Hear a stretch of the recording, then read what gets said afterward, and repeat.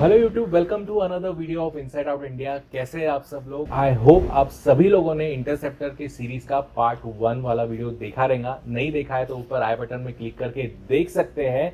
आज का वीडियो बहुत ही खास होने वाला है, एज यूजुअल पार्ट 1 जैसे। बट पार्ट 1 जैसे हम लोग इधर बैठ के बात नहीं करेंगे। आज हम लोग इंटरसेप्टर को राइड करेंगे और जानेंगे कि इंटरसेप्टर कैसी है डे टू डे लाइफ में यूज करने के लिए। साथ ही मैं आपने पूछे गए कुछ क्वेश्चंस को भी मैं आंसर करूंगा और वीडियो के एंड में इंटरसेप्टर के बारे में जानेंगे कुछ प्रोज एंड कॉन्स। तो चलिए दोस्तों, बहुत दिनों के बाद राइड करने का मौका मिला है तो राइड करते हैं और राइड पे ही बातें करते हैं। पर वो शुरू करने से पहले प्लीज वीडियो को लाइक करिए, चैनल को सब्सक्राइब करिए। चलिए शुरू करते हैं।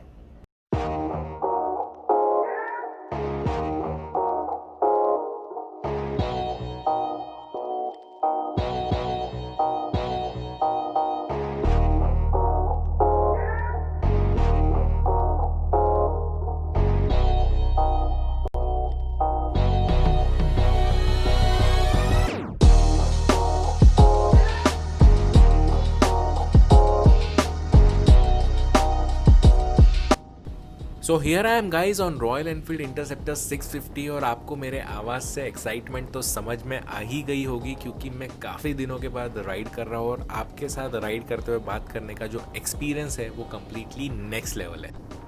तो दोस्तों, पिछले कुछ दिनों से, टू बी वेरी प्रिसाइज 2 हफ्तों से मैं रॉयल एनफील्ड इंटरसेप्टर को यूज़ कर रहा हूँ। इन एंड आउट सिचुएशन में यूज़ कर रहा हूँ, मतलब कभी सिटी जाना है, कभी ऑफिस जाना है, या फिर कभी मौका मिला तो हाईवे पे चले जाता हूँ, इसको लेके राइड करता हूँ। और आपके सामने यही एक्सपीरियंस मैं शेयर करने वाला हूँ कि how it is to live with Royal Enfield Interceptor 650, क्योंकि मैंने कुछ पॉइंट्स इसमें से निकाले हुए हैं जो आपको हेल्पफुल हो सकते हैं और ये काफ़ी ऑनेस्ट पॉइंट्स हैं। मतलब इसमें से मुझे ऐसा लगता है कि ये पॉइंट्स कंसीडर किए जा सकते हैं जब अगर आप ये वाली बाइक कंसीडर कर रहे हैं अपने डे टू डे यूज़ के लिए। तो चलिए दोस्तों, शुरू करते हैं इन पॉइंट्स के साथ और बात करते हैं रॉयल एनफील्ड इंटरसेप्टर 650 के बारे में। सो गाइस, सबसे पहला पॉइंट जो मैं आपको इसके बारे में बताना चाहता हूँ वो है इसका ईजी होना। As it tagline goes, easy got back, ये बहुत परफेक्टली सूट करता है इस बाइक के लिए, क्योंकि जब भी आप इस बाइक को देखते हैं या फिर इसको राइड करना शुरू करते हैं तो आपको बहुत ईजी लगती है बाइक चलाने में, क्योंकि कहीं भी आपको ये बाइक ये रियलाइज़ नहीं करवा के देती कि मैं एक बहुत बड़ी 650 सीसी की बाइक हूँ, पैरेलल ट्विन इंजन है मेरे पास। तो कहीं भी आपको एक सेंस ऑफ अर्जेंसी नहीं समझ में आती इसमें। हालांकि बाइक स्लो बिल्कुल भी नहीं है, पर KTM जैसी बहुत ज़्यादा एग्रेसिव भी नहीं है, बहुत ही परफेक्टली ट्यून की गई है और इसी चीज़ का आपको बहुत ज़्यादा एडवांटेज मिलता है। भले फिर आप सिटी में राइड कर रहे हो या फिर हाईवे पे राइड कर रहे हो, बहुत ही ईजी लगता है आपको ये सब चीज़ों में राइड करना। सेकेंड पॉइंट जो मैं आपके सामने रखना चाहता हूँ वो है इसका इंजन, क्लच एक्शन और गियर बॉक्स। ये तीनों चीज़ें इस बाइक के अंदर मक्खन है दोस्तों, क्योंकि अभी जो मैं बाइक चला रहा हूँ वो ऑलमोस्ट 15,000 किलोमीटर्स टच कर चुकी है, पर स्टिल इसका इंजन बहुत ही स्मूथ है, क्लच बहुत ही सॉफ्ट है, गियर बॉक्स भी कहीं भी आपको ऐसा नहीं लगेगा कि ये हार्ड है, बहुत ही ईजी है, सॉफ्ट है। और अगर आप पुराने रॉयल एनफील्ड ओनर हैं तो जो आपके वरीज़ रहते थे, जैसे वाइब्रेशंस हो गया, फॉल्स न्यूट्रल हो गया, या फिर hard clutch, hard gate shift, ये सब चीज़ें इस बाइक के अंदर बिल्कुल भी नहीं है। मतलब अगर आप इस बाइक के ऊपर अपग्रेड करते हैं तो मेरा ये बहुत अच्छे से दावा है कि आप वो सारे वरीज़ भूल जाएंगे और इस बाइक को बस राइड ही करते रहेंगे, क्योंकि आप इस बाइक को जितना राइड करेंगे उतना आप इसके प्यार में पड़ते जाते हैं। इसी चीज़ को मैं आपको एक छोटे से एग्जांपल के साथ एक्सप्लेन करता हूँ कि जैसे मैं अभी राइड कर रहा हूँ, ये बहुत ही स्लो स्पीड में राइड कर रहा हूँ और एकदम टॉप गियर में राइड कर रहा हूँ, पर कहीं भी ये बाइक जर्क नहीं दे रही है, कहीं भी बाइक ये झटका नहीं मार रही है। तो इतना अच्छे से इसका EFI और बाकी की चीज़ें ट्यून्ड है कि ये स्लो स्पीड में भी आपको अच्छे से राइड करने का मज़ा देती है। अब जो पॉइंट मैं इसके बारे में आपको बताना चाहता हूँ वो काफ़ी राइडर्स के लिस्ट में टॉप ऑफ द पोजीशन पे रहता है। वो ये है कि सभी राइडर्स को लगता है कि मेरी बाइक अट्रैक्टिव होनी चाहिए, मेरी बाइक अच्छी दिखनी चाहिए।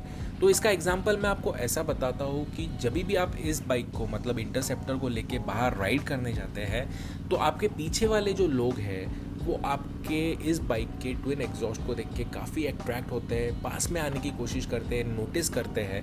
और जब भी आप इस बाइक को लेके सिग्नल पर रुकते हैं तो इसका जो ट्विन एग्जॉस्ट नोट है वो लोगों को काफ़ी अट्रैक्ट करता है और लोग इमीडिएटली मुड़ के देखते हैं देखने के लिए कि कौन सी बाइक है। और जो इसका कैफ़े रेसर लुक है वो तो मतलब कमाल का है। मतलब जब भी आप जाएंगे बाहर तो कहीं ना कहीं आपको ऐसा ज़रूर महसूस होगा या फिर एक एक्सपीरियंस ज़रूर आएगा कि आपको काफ़ी लोग ओवरटेक करके जा रहे हैं या फिर उकसाने की कोशिश कर रहे हैं कि मेरे साथ स्ट्रीट रेसिंग करिए। तो अगर आपके साथ ये चीज़ होती है तो समझ लीजिए कि आपकी बाइक क्राउड में डेफिनेटली स्टैंड आउट कर रही है और एक अट्रैक्टिव बाइक है।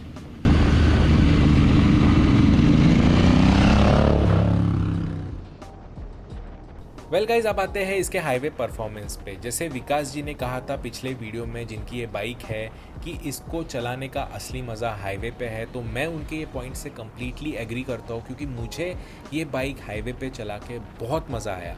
इसकी जो स्ट्रेट लाइन स्टेबिलिटी है वो बहुत ही बढ़िया है क्योंकि ये बाइक फ्रंट हैवी है और इसके जो सस्पेंशन है वो भी काफ़ी अच्छे से ट्यून किए गए ताकि हाई स्पीड स्टेबिलिटी बनी रहे। अगर आप इसे कंपेयर करते हैं दूसरे 650 सीसी बाइक्स के साथ तो इसकी पावर और टॉर्क फिगर्स थोड़े से कम नज़र आते हैं, पर इस बात से आप डरिए मत क्योंकि ये पावरफुल है बाइक और आपको मनूवरिंग करने के लिए, हाईवे क्रूजिंग करने के लिए या फिर ओवरटेकिंग करने के लिए आपको सफिशेंट पावर प्रोवाइड करती है क्योंकि इसका थ्रॉटल रिस्पॉन्स हर एक गियर पे बहुत ही ज़बरदस्त है। तो आप इसे हाईवे पे डेफिनेटली एंजॉय करेंगे। सो गाइज, ये तो हो गई सब अच्छी अच्छी मीठी मीठी बातें। अब जान लेते हैं इस बाइक के बारे में कुछ कड़वे सच, क्योंकि आफ्टर ऑल ये एक रॉयल एनफील्ड है और जैसे हर बाइक के कुछ प्रोज एंड कॉन्स होते हैं इस बाइक के भी है। तो सबसे पहला नेगेटिव पॉइंट जो मैं आपको बताना चाहता हूँ कि ये बाइक बहुत ही हैवी है दोस्तों, और जब भी आप इसको पार्किंग लॉट में से पीछे निकाल रहे रहते हैं तब आपको इस बाइक को लेके काफ़ी मेहनत करनी पड़ती है। कुछ लोग बोलते हैं कि ये डिफ़िकल्ट इसलिए है क्योंकि इसके फुट पैक्स थोड़े ऑकवर्डली प्लेस्ड है। मुझे भी यही लगा कुछ दिनों तक, पर जब मैं उस फुट पैक्स के यूज टू हो गया तभी भी मुझे ये बाइक पीछे लेने में पार्किंग लॉट्स में से डिफ़िकल्ट लगी क्योंकि ये काफ़ी हैवी है। इसका एडवांटेज भी है क्योंकि हाईवे पे उसकी वजह से उसकी स्टेबिलिटी अच्छी है, पर पार्किंग लॉट में से निकालना मतलब एक डिफ़िकल्ट टास्क है इसको।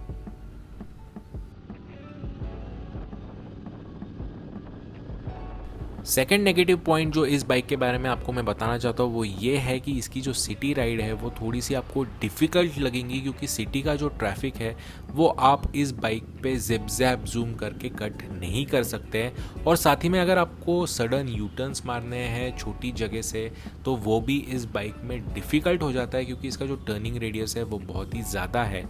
और मुझे भी ये पर्सनली एक्सपीरियंस आया कि जब भी मैं इस बाइक को लेके यू टर्न मारता था तो मुझे ऐसा फीलिंग होती थी कि बाइक थोड़ी सी ऑफ बैलेंस हो गई है। स्पेशली शायद से इसका वेट ज़्यादा है उसके वजह से ये महसूस होता है। तो ओवरऑल जब अगर आप सिटी में इस बाइक को लेके जाते हैं तो थोड़ा सा थकान ज़रूर आपको महसूस होगी क्योंकि बाइक मुझे लगता है सिटी पर्पस के लिए नहीं बनी है। और भी कुछ नेगेटिव पॉइंट्स जो मुझे इंटरसेप्टर 650 के बारे में नज़र आए वो ये है कि इसका जो फ्रंट सस्पेंशन ट्रैवल है वो बहुत ही कम है, स्पीडोमीटर रीडिंग्स बहुत ही छोटे हैं और फ़ॉन्ट बहुत ही स्लिम है। जो डिजिटल मीटर प्रोवाइड किया गया है जिसमें हम लोग फ्यूल रीडिंग्स और ओडोमीटर रीडिंग्स पढ़ते हैं वो भी छोटा दिया गया है जब आप इसे कंपेयर करते हैं हिमालयन या फिर थंडरबर्ड के साथ। तो ओवरऑल जब आप ये सारे पॉइंट कंसीडर करते हैं तब आपको रियलाइज़ होता है कि ये बाइक की प्रीमियमनेस थोड़ी सी कम है और ये बाइक एक स्पेसिफिक प्राइस पॉइंट के हिसाब से बनी गई है। Now let's answer some of your questions. जैसे मुझे काफ़ी लोग पूछते रहते हैं कि क्या मैंने Royal Enfield Interceptor 650 day to day use के लिए कंसीडर करनी चाहिए या नहीं। तो मेरा आंसर नहीं है क्योंकि जैसे मैंने ओनर्स फीडबैक भी लिया और उन्होंने भी यही कहा कि ये bike day to day use के लिए नहीं बनी गई है।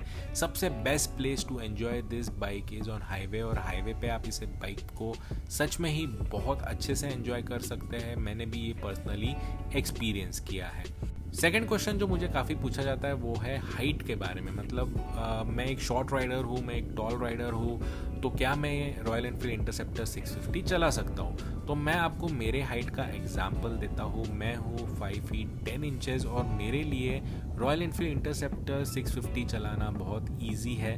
तो अगर आप इसी हाइट के आसपास है, थोड़े से लंबे भी है या फिर थोड़े से इससे कम भी है, तो भी आपको मुश्किल नहीं होगी इंटरसेप्टर को चलाने के लिए। थर्ड मोस्ट आस्क्ड क्वेश्चन जो मुझे पूछा जाता है वो है कि क्या मैं royal Enfield Interceptor 650 touring purpose के लिए यूज़ कर सकता हूँ या नहीं। तो मेरा आंसर है कि येस, डेफिनेटली आप रॉयल एनफील्ड इंटरसेप्टर 650 को टूरिंग पर्पस के लिए यूज़ कर सकते हैं। बस इसमें कुछ थोड़े बहुत चेंजेस करवाने पड़ेंगे, थोड़े बहुत मॉडिफिकेशंस करवाने पड़ेंगे, जिससे आपकी बाइक टूरिंग पर्पस के लिए कंफर्टेबल बन सके। और अगर आपको ये मॉड्स देखने हैं तो ऊपर आई बटन में क्लिक करके देख सकते हैं, वहाँ मैंने 2 वीडियोस बनाए हैं जिसमें से आप कोई भी मॉड्स सिलेक्ट कर सकते हैं और अपनी बाइक को एक अच्छे सा टूरिंग सेटअप दे सकते हैं। So guys this is it. ये था एक छोटा सा informative video on royal Enfield Interceptor 650। मैंने जो भी पॉइंट्स इसमें कवर किए हैं, आई होप आपको वो पसंद आए होंगे और ये पॉइंट्स आप डेफिनेटली कंसिडर कर सकते हैं अगर आपको रॉयल एनफील्ड इंटरसेप्टर 650 परचेज करनी है तो दोस्तों अगर आपको ये वीडियो पसंद आया है तो प्लीज़ लाइक करिए, प्लीज़ चैनल को सपोर्ट करिए, आपका सपोर्ट बहुत इंपॉर्टेंट रहता है। तो प्लीज़ चैनल को सब्सक्राइब करिए। मिलते हैं अगले व्लॉग में ऐसे ही अच्छे वीडियो के साथ। Bye bye.